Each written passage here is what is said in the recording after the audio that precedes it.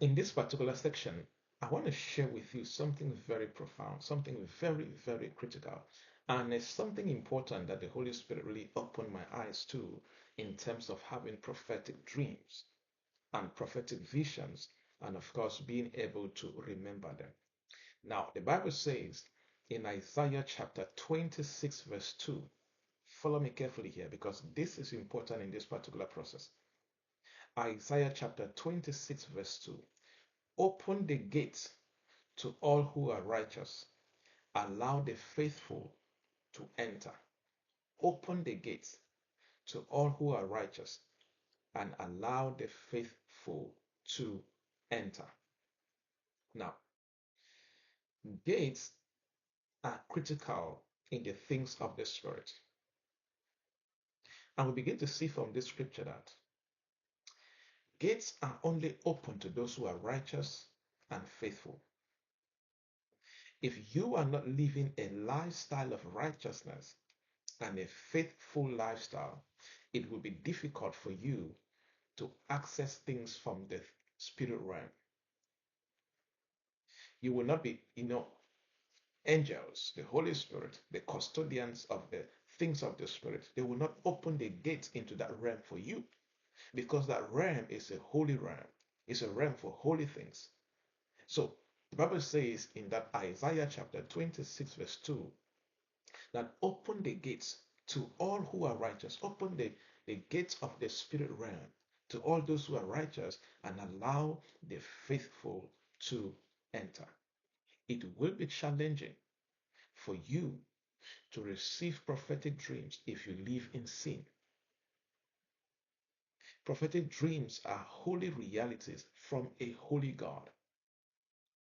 So it will be challenging or difficult for you to receive prophetic dreams if you live in sin. You can receive a warning, like Abimelech. You can receive a prophetic dream to warn you, but maybe prophetic direction and insight and things like that, profound things like that, like what Daniel and Joseph were enjoying, it will be difficult for you to access it because that is only available for the righteous, the faithful, and the holy people of God.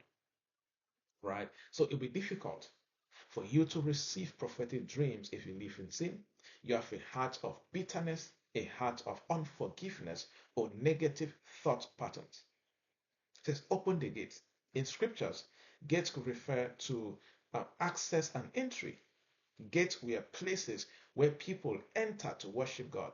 The beautiful gate into the temple. So gates signify access and entries. So this access and entry into the spirit realm is only available to the righteous, to the holy, and to the faithful. Gates also refer in scriptures to places of wisdom. Places of wisdom. The Bible says that, wisdom was spoken at the gate. You can find that in Proverbs chapter 1, verse 21.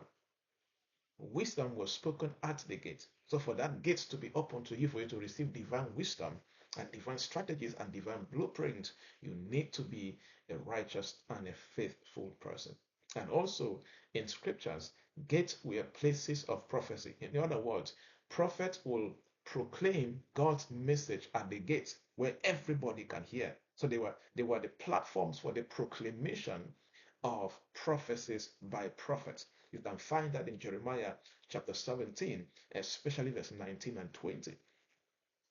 So if you will access that platform to receive prophetic dreams, you must be a righteous, faithful, and holy person according to Isaiah chapter 26, verse 2. So you must make the lifestyle of righteousness and the lifestyle of holiness part and parcel of you if you will receive prophetic dreams, which are holy spiritual realities from a holy God to a son or to a daughter.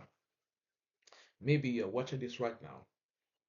You may need to go through a process of repentance and asking God for forgiveness and making a U turn in certain things that you have been doing.